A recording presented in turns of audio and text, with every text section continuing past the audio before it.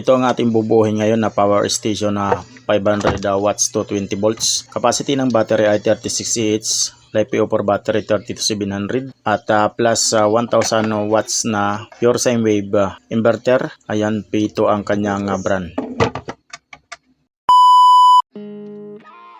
Welcome back mga master. For today's video ay bubuo tayo ng isang power station na 500 watts. Capacity ng battery ay 36 Ah. LiPo4 battery 30 to 700. Bago ang lahat mga master, pakilike and share ng ating video. At kung bago ka pa lang sa channel na to, huwag kalimutan mag-follow para updated kayo sa mga susunod kong upload na video. So bali mga master, itong power station na to ay order sa atin ng taga Dapitan City, Mindanao, Zamboanga. Shoutout nga pala sa may-ari nito na nagpabuo sa akin. Salamat sa inyong sulit na tiwala dyan. At bubuuin na natin to para mabilis nang mai-deliver papunta sa inyo.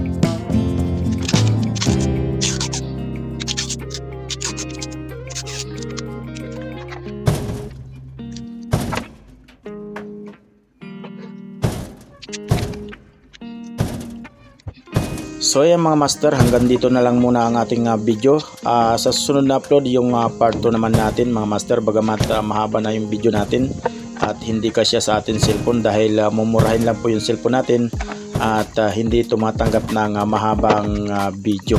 Maraming salamat mga ka-DIY.